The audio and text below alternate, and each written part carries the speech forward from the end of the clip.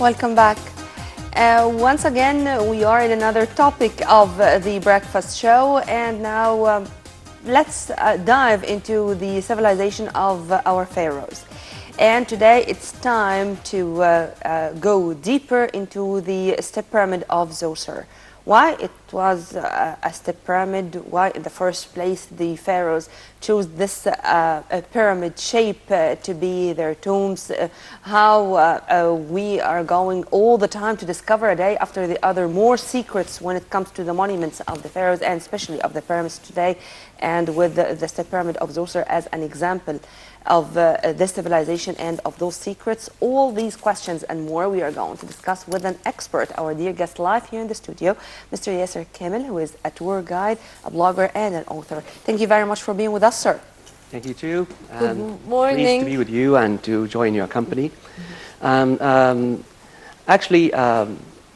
of people are not familiar, most of Egyptians are not familiar with Saqqara much. However, Saqqara is the most ancient site that represents the Egyptian civilization. Saqqara main highlight is the step pyramid of King Zoser. And Zoser is often called Zoser, but also he had older names such as Yasser, which means divine.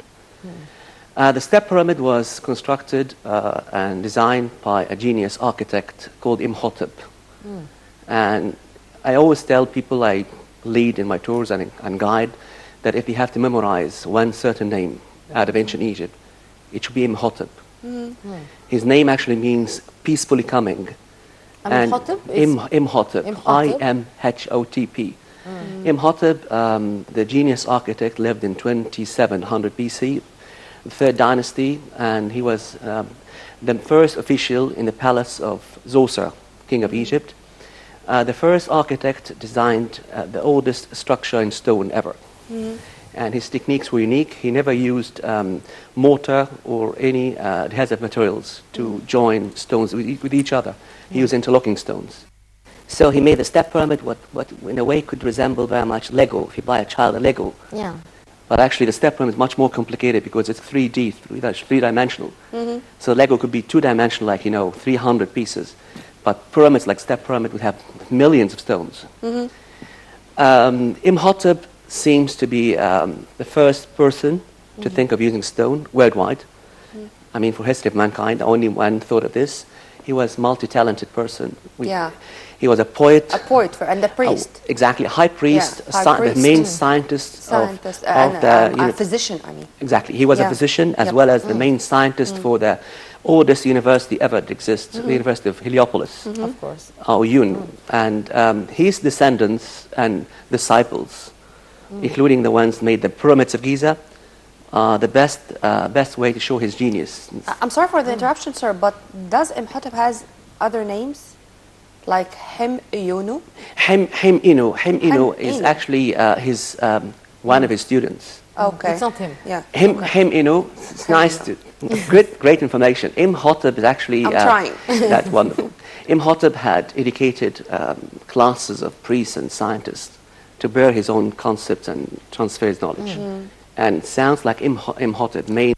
He was a kind of teacher for generations as He well. was teaching exactly architecture, geometry, mathematics in University of Yun, Heliopolis, and Hem-Yun is actually the architect made the Great Pyramid of Giza. And you can say the peak of the architecture was reached by Hem-Inu once he made the Great Pyramid of Cheops, Khufu, using 2.3 million blocks of stones. And again, they are interlocked.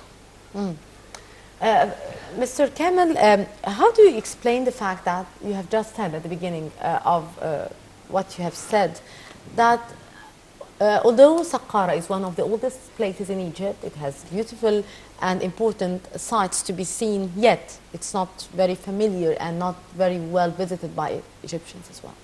How do you justify that? Well, I'm really, to be honest, I was surprised that the book... It's quite sad. It's that you have enough Egyptians to visit Saqqara. But also I'd like to say that I was surprised that our history books in our schools are teaching it. Yes, it is. I remember from the school days, Haram Saqqara al-Mudarraj, it was very well known by all of the students, yet we memorized the things without visiting them, without going there, without having ties with these artifacts. And I these agree places. that we must consider to send more field trips to school, by schools. I mean, they include Saqqara Step Pyramid. I make them familiar with that genius architect, which could inspire our new generation of Egyptians to copy. Like I said, and I've written about Imhotep many times. Imhotep actually is the man of our Renaissance. Yeah. Sorry for interruption here, Mr. Kamel, but we are seeing here a photo of... well, actually, you see some tombs in Saqqara. Yeah. I'm glad, like herding cattle, farming scenes. Tombs of Saqqara, they surround the Step Pyramid, and in fact, they represent the daily life scenes, which Egypt was famous to have in ancient times. Photos from shots from inside the tombs. The scenes from inside the tombs that surround the Step Pyramid. And the ancient noblemen at the time were interested to show their life details on walls of tombs they made for second life, hoping they could just keep going with the same wealth and continue with the same civilized manners. So if, for example, if the owner was a judge, for example, he would be insisting to show in his scenes of his tombs what can represent his job. If he was a physician, would show some scenes that represents the medical treatments he provided to his own patients. Mr. Kamel, how do you explain the fact that the pyramids at the start were steps, were step pyramids, and then they were straight pyramids? And how do you see the change in the shape shifting of from the step to the one single. Yeah. We see it like What they call, Egyptologists. or what we call this masta, because I cannot find, or there is no alternative in English. Correct. Yeah, but whenever, to add to what my dear colleague Mahi just said, they have chosen to have 6 mastabas. Right. I may say so. That's right. And this was the very first way to reach the pyramid shape, which Correct. we have seen in the other Later ones, pyramids yeah. we have, Yeah, later that's right. ones. This was to commemorate the pharaoh in just a great way, to prevent or to avoid I should say the thieves and those who would violate or invade or to break into the tombs to steal them. This was another way to make the great civilization, or to say how much we were, as you have just mentioned, great in architecture and in engineering and so or all these things together, or what? No disagreement about this. I think what Yeah. you said is correct. And I'd like to add that also the thing now that the substructure of the pyramid could represent the palace of the king himself. I mean, under the Step Pyramid, they measured the recesses, the lanes, the corridors, to measure what could be equally half mile or almost 1 kilometer long. So they made side rooms and extra chambers, we think more than required for burying one person. And also we never disagree that it's just made for one purpose, to be a grave of a king. The first function of the Step Pyramid and any pyramid is to be actually a tomb for a pharaoh, as well as a palace or a castle for his eternity, expected eternity. Resurrection. Resurrection. I mean, of course, they mean that. I mean, death is not it's End of the story. transitional, Yeah. and after death there'll be another life, and they require that palace for that transitional time until the rebirth is done. So the pyramid, no disagreement, it's a grave, as well as symbolically represents the palace, future palace of the king in his post-mortem. And also the pyramid represents the desire of the pharaoh for ascension to heaven, or the ascension to the sun. So the sun god Ra was the inspiration for such pyramids. The triangle shape itself represents the sun. And according to the ancient Egyptians, they were thinking about or considered the pharaoh as the son of Ra. Exactly. Every pharaoh is believed to be the child of Ra, and the sun is the main god for that time. It was the top of an Ennead, 9 gods, headed by Ra himself, and the creator gods follow them. Mr. Kamel, how can we increase the awareness of the people here in Egypt, of the new generation, of all Egyptians, that they have to know more about their civilization, that they know more about things like the pyramids, like Zoser, like much more. We have beautiful places to visit and treasures which we are not fully aware of. Yeah, I think you should be starting with schools. I mean, you should add more. But not only memorizing the I names mean, and without. I mean, if directly- you would combine teaching history with with field field trips. trips. I mean, I'm surprised that all mathematical books that are given to schools are not including anything about the most famous Egyptian mathematical papyrus called the Rend. It's found in Yeah, the something British to Museum, and British Museum management is friendly enough to let you see. However, it's in a private collection. Yeah. I mean, a Is closed what, area. sir? Friendly enough? Friendly enough for that one, because let me continue this. Okay. I mean, they are very tough keepers of antiquities and not giving things easily. My point is, Yeah. only in that specific area, they are allowing you to see. However, I know it's not justified to keep, but allowing you to see it Yes. with a personal guide, escort to explain the meaning of it, as long as you show, or as long as you can show them your knowledge about it. I mean, fair enough. They no ticket, nothing, no charge. They take any ordinary person into that sealed area once they get an appointment with them. So they show the papyrus and send you an Egyptologist to explain exactly what it tells. I don't justify They keep it. the why they keep it, but let me also be practical. Among other things. Let me see. We would like all of us to get things back, but let's hope that our new museum will be ready to receive it. And we should know how to keep Exactly. these I mean, pieces, I would because even if we get it back, sometime we were smart enough to lose it. lose it Unfortunately. or not be looked after. Yeah. I mean, due to our Egyptian museum, which I love very much, it's small in size, does not fit the size of antiquities anymore, and But many not pieces modern were enough. stolen, many In pieces the were. chaos years ago, I agree. But I mean, the Egyptian museum, well, I love it very much, but I'd like to say that it's not really space enough Yes, to indeed, keep of more. course. And even the basement is full. I'm not justifying keeping antiquities of Egypt outside, but I'm trying to say you can't get them all until you are ready to look after them. Of course, because if you get it back and you lose it again, or I mean, look at It's any stolen. highlight of Egyptian antiquities displayed in any museum. They are looked after in the right illumination, light Yes, treatment. lighting.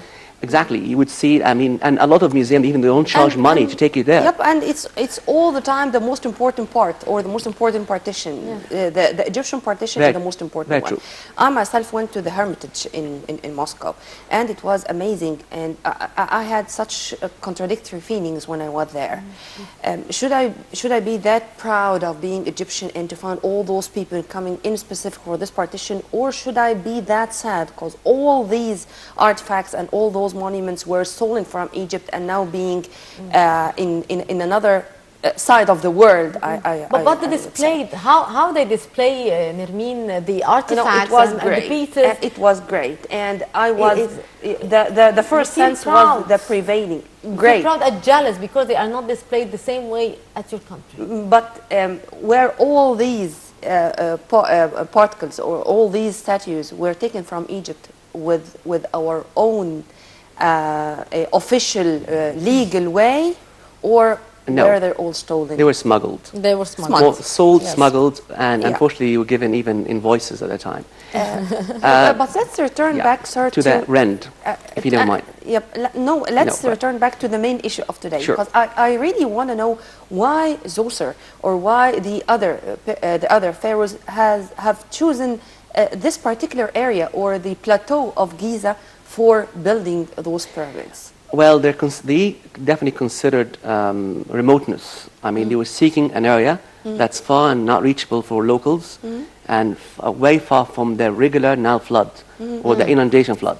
So Saqqara was a great choice, as it's just dry, and it exists in a level higher than 300 meters from the sea level. So none of the floods came to the top. And the ones the areas they chose before, and they were not really all chosen by them, and were not really in a suitable level, definitely destroyed or wiped out or washed away. So the fear is not only the step pyramid, about step pyramid. The fear is about the smaller structures mastabas, which nobles owned. Little ones like this. However, they interlocked, a lot of them. And by the way, also around the pyramids plateau, there were tombs of the workers, or those who participated in this work. Right. Have we found similar tombs around the Zoser pyramid? No, not yet. Saqqara is still to expect, or expect for Saqqara, great future for excavations. And Saqqara is full of antiquities. And you'll not be surprised to read daily that they have a tomb found in Saqqara, weekly. The step pyramid area was surrounded by tombs of nobles and officials, and actually the ones who actually lived in Memphis. Memphis, the ancient capital city that Egypt created after its successful unification. Narmer. After Narmer, correct? Or Narmer, Narmer. yeah. And actually that was in 3200 BC. It's called Narmer. That's correct way. Yeah. And or Mina or Minas, there's more than one name. And he's that we think he's that we respect him very much for the ability to make that unification or unity between North and South. Indeed. Finally, Mr. Kamel, what are the steps as a tour guide that should be taken by the government of Egypt in order to attract the tourists and to preserve the area of the pyramids and of Saqqara, of course, from the people who, the bazaar people, the people who are of the camels, of how they are sometimes dealing with the tourists, which is most of the time reflecting or giving a bad image about Egypt. This is true. Vendors in some sites, like for example Luxor City, Valley of the Kings, they were forced to limit their practice to the area where the shops are found. So making certain market or certain area, camel men and vendors remain or be kept in it, that they would never chase tourists and annoy them. Oh yes, of course. So also allowing more charts to exist in the site and sunshade. Some places they don't have any sunshade, and it's quite hot. A lot of tourists they come from European countries. Yeah, even it's quite hot. And most of silly to say, more baskets for trash. It's very important. You don't find them. If you go, Bathrooms. And bathrooms. If you go around the pyramids of Giza, for example, I don't think you would see one of them by good luck, even. So the site is to be clean, kept tight clean. I think that will bring tourists, and the quality of tourists that they like to see things nice. Of course, they still admire the culture, admire the history, and nobody would stop this. But actually, it would be nice if it would remain clean. Of course. While tour, I mean. That the way it should be. Well, we do have a lot of other questions, and we do have a lot of other issues we should discuss with you. But, sir, unfortunately, we are running out of time. But we are going to leave you with a promise to see you again in other episodes of The Breakfast Show. Inshallah. Thank you very much. Mr. Kamel, tour guide, blogger, and author, thank you very much for your input, sir, and have a very You're good welcome. day. Thank you very much, Mr. Yes. Nice And with that, our dear viewers, we come to the end of this edition from The Breakfast Show. You were in the company of Mahid Rabia and Nermeen Abdurrahman. Thank you very much, Nermeen. Always a pleasure, Mahi. As usual, I enjoyed my time. Thank you very much, Nermeen. And until tomorrow with a new crew of The Breakfast Show, we leave you with a goodbye.